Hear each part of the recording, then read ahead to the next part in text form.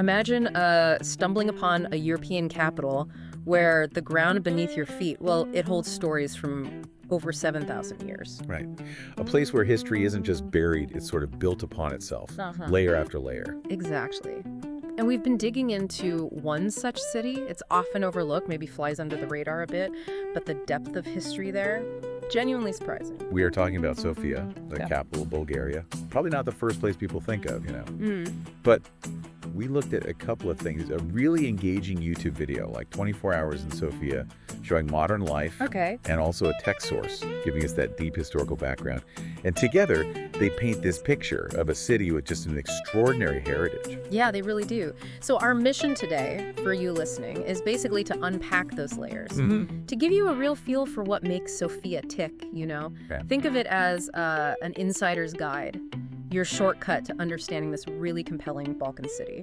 Yeah, a shortcut to getting Sofia. We'll explore how those ancient echoes, the empires and stuff, how they still resonate in the city you see in that video today.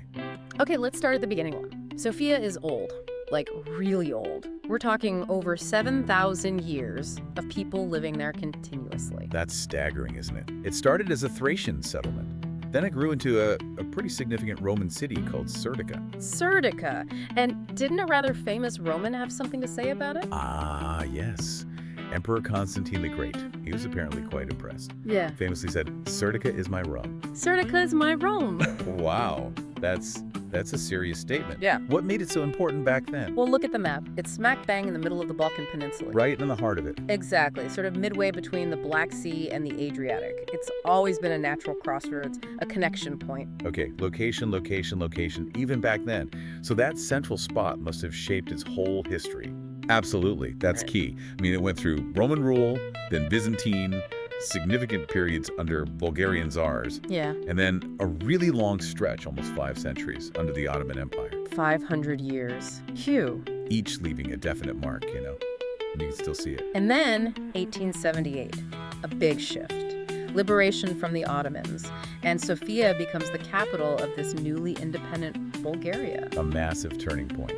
Right. You feel that weight of history, like you said, just walking around. You've got these ancient Roman bits literally next to modern life. Yeah, that layering effect is one of the most striking things, isn't it? Totally. You might see like an Ottoman mosque right near a big Orthodox cathedral, and then maybe some Soviet-era building not far from a, trendy little coffee shop. It's all there together. The YouTube video really nailed this visually. The creators found those Roman ruins of Serdica. Right in the city center. Yeah, which were apparently dug up when they built a new metro line, maybe around 2010, 2012. That's right. And the amazing part, the really interesting thing, is what they did next. What did they do? Didn't just document it and cover it back up? No, they actually integrated it. It's now this open-air museum right there, next to the modern Serdica metro station. You can see the layers. That's incredible. So commuters are walking past 2,000-year-old Roman streets every day. Pretty much. It says a lot, I think, about how Sofia views its own past. Right. It's not hidden away, it's part of the present. The video folks were clearly blown away by it. Yeah, you could tell. Okay, so shifting gears to today, the video also gives the sense that Sofia is becoming quite popular, especially with digital nomads, expats. Definitely seeing the rise there. What's the draw? What did the video highlight? Well, a few key things. Number one, it's affordable. Significantly cheaper than many other European capitals, which is a big plus. Always a factor. And crucially for nomads, good, fast internet. Apparently very reliable. Non-negotiable. Right. Then add in a lively cultural scene. Good nightlife. A real cafe culture seems to be thriving. Coffee kept coming up, yeah. And the transport system seems pretty well developed, too. It ticks a lot of boxes. So their first impressions were good then, beyond the coffee. Yeah, very positive. They mentioned the charm. Cobblestone streets, those colorful painted buildings. Nice. Bits of street art giving it an edge. Those beer gardens looked inviting, too. Seemed like a relaxed, welcoming kind of vibe. And they found something unexpected near where they were staying. Oh yeah, this little Baghdad area. Just popped up near their Airbnb. Really? Yeah, full of shops. People from Afghanistan, Syria, Turkey. Yeah. Just like a 10-minute walk from the absolute center. It really shows how this city is still evolving, still a crossroads today. That's fascinating. A reminder that history keeps being made, new layers added. Okay, let's talk landmarks, the ones they featured, the ones in our notes. Alexander Nevsky Cathedral has to be atop the list, right? Those golden domes. Wow. Absolutely stunning. But it's more than just looks. It's hugely symbolic. Built early 20th century. As a memorial, really, to the Russian soldiers who died fighting for Bulgaria's liberation from the Ottomans.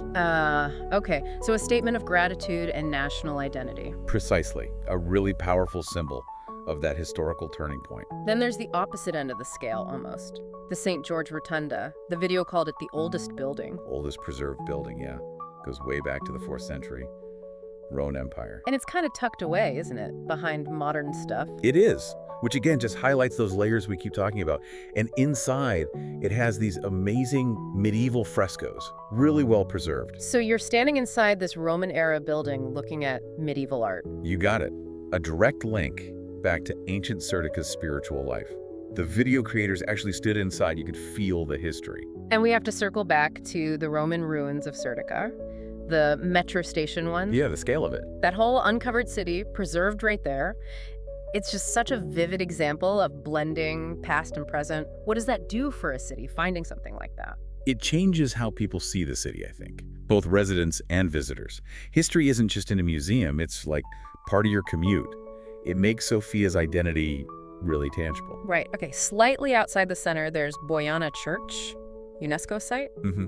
And the key thing here is the frescoes again. But these are 13th century. 13th, so quite early. Very early. And remarkably, they show artistic developments that actually predate the Italian Renaissance. Get out! Really? Yeah, it's considered a really important site for European art history. Quite something to have tucked away on the outskirts. Definitely. Okay, back in the city, the NDK, the National Palace of Culture, that huge communist-era building. Like really distinctive architecture. Massive. But now it's used for events, right? And the video showed the park around it looked really nice. Green, clean, fountains. Yeah, it shows how the city adapts.